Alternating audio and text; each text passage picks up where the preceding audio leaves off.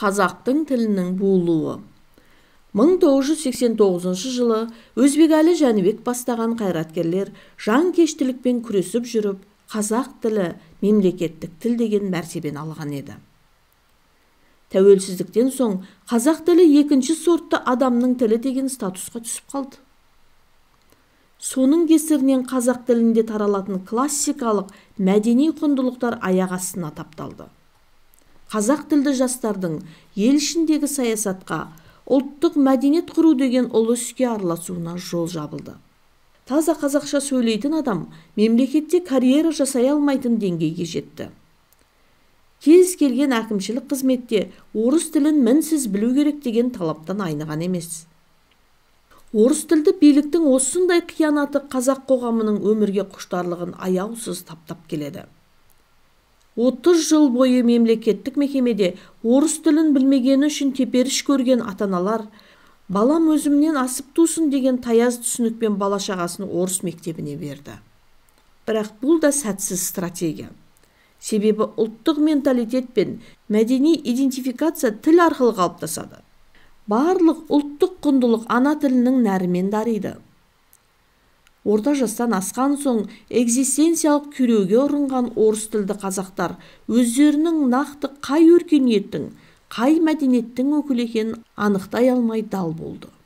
Мыңдаған жыл тарихы бар Алтын Орда дәуірінен бері ана тілінде империя құрып, жеке хандық болып, ана тілдерінде неше түрлі мәдени рухани құндылықтар өндірген көшпелі қазақтың қазіргі буыны мұндай әділетсіздікке төзбей, әліге дейін ана тілі үшін күресіп келе жатыр.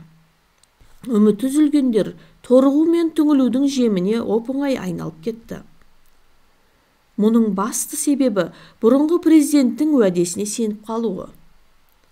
Олардың миы 2010 жылы қазақ тілі мемлекеттік тіл ретінде барлық салада қолданысқа енеді деп жоспарлап қойған.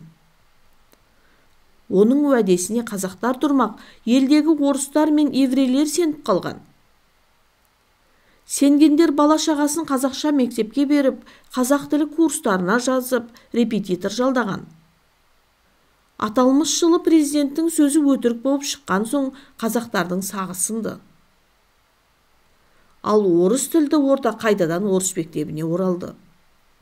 2011 жылы қазақ тілін үйрететін курстар күрт кеміп кетті. Оны үйрететін репетиторлар жұмыссыз қалды. Мемлекеттік тілді дамытатын бағдарлама шаң басқан архивтің түкпіріне кетті. 2016 жылы Мемлекеттік тілді дамыту институтының Қазақстандағы мемлекеттік тілдің ахуалы деген сараптамалық жұмысы мынадай ақпарат береді. Тілдерді дамытудың 2000-2010 жылдарға арналған бағдарламасына сай, қазіргі күні мемлекеттік басқарудың барлық саласы қазақ тілінде сайрап отыруы керек еді. Іс жүргізу қазақ тіліне көшіп бітуге тиіс болатын. Бағдарламада солай жазылған. Бірақ оның орындалуы былай тұрсын, 2009 жылы іс қағаздарды мемлекеттік тілге көшіру үлесін 70%-дан 60%-ға түсіріп тастады. Ең сорақысы Жарылқап Қалыбай деген азамат әуе компанияларынан мемлекеттік тілді талап еткен үшін ұсақ бұзақылық жасады деген айыппен 3 тәулікке қамалды. Ал бізбен бірге тәуелсіздігін алған Латвия елінде шенеуніктер латыш тілін қолданбаса айыппұл салынады деп қынжылады. Қанша жерден қысым көрсе де беріспей келе жатқан қазақ тілінің күрескерлеріне ең ауыр соққыны Назарбаевтың өзі берді. 2016 жылы экс-президент Алматыдағы универсиада нысандарын аралап жүргенде тіл мәселесі туралы мынадай сын айтты. Біз 3 тілді білім беру жүйесін енгіздік. Және бұл жолдан ауытқуға болмайды. Шенеуніктердің көбі заңнан озып, ел тұрғындарының бәрін қазақша сөйлеткісі келеді. Бірақ біз көп ұлтты ел болғандықтан оған жол бермейміз. Менің байқағаным, біреу орысша сұраса, біздің мамандар оған қазақша жауап беріп жатады. Сонда прокуратура қайда қарап отыр? Егер азамат орыс тілінде өтінім берсе, оған орысша жауап беру керек. Егер орыс тілінде сұраған азаматқа қазақша жауап берсе, ондай қызметкерді жұмыстан қуу керек деді. Назарбаевтың осы мәлімдемесінен кейін баласын қазақ мектебіне бергісі келетін қазақтардың ықыласы күрт кеміді. Қазбілім лицейінің негізін қалаушы Аятжан Ахметжанұлы зерттеуінен түйгеніміз, 2017 жылдан бастап аралас мектептер таразы басын баса бастаған. 2022 жылдың жаңа оқу жылында Алматының Талғар ауданында жаңадан соғылған нөмірі 25 мектептен дау шықты. Жоспар бойынша бұл таза қазақ мектебі болатын. Себебі жаңа мектеп ескі қазақ мектептерінің орнына берілген еді. Бірақ ата-аналар оның аралас мектепке айналып кеткенін 1 қыркүйек күні бірақ естіген. Осыдан соң дау бұрқ ете қалды. Дәл осындай оқиға сол жылы Алматы қаласы Алатау ауданында қайталанды. Қазақтар тұратын ауданда нөмірі 209 қазақ-орыс аралас мектебін ашты. Бірақ белсенді ата-аналар оның аралас мәртебесін алып тастап, таза қазақша болуын талап етіп тұрып алды. Ақыры жеңді. Ата-аналар аралас мектептен неге шошиды? Орыс мектебі десе неге өре түрегелді?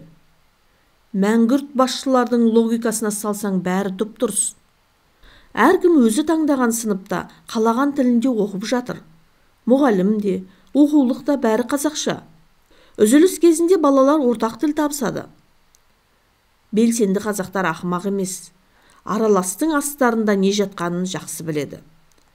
Тіпті олардың өздері де аралас мектепте оқып шыққан.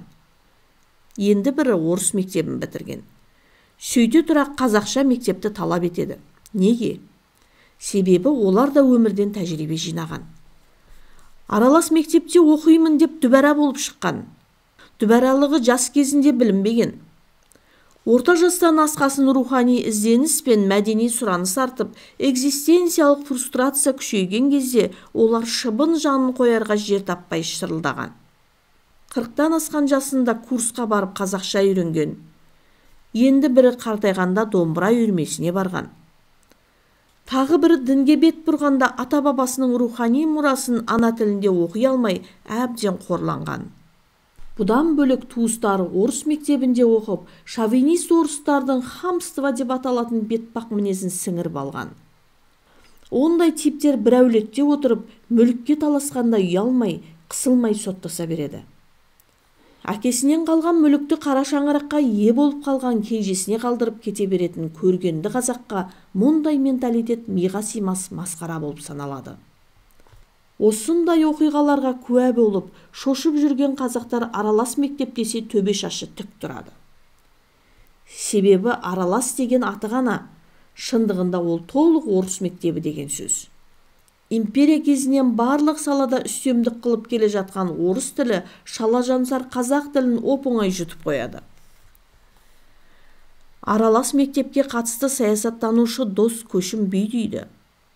Бір аралас тілді мектепке барғанымда мектеп директоры шараны қазақ тілінде сөйлеп ашқанымен шара негізінен орыс тілінде өтті. Байқағаным мектеп директорлары негізінен мәдени, спорттық шараларды орыс тілінде ұйымдастырады. Құрметті оқырман, енді 2022 жылғы статистиканы қарайық. Астананың өзінде 99 мемлекеттік мектеп болса, оның 35-і қазақ тілінде білім береді. Ал 56-сы аралас, 8-і орыс тілінде оқытады. Алматыда 212 мемлекеттік мектеп болса, оның 73-і қазақ, 59-і орыс, 77-сі аралас тілді.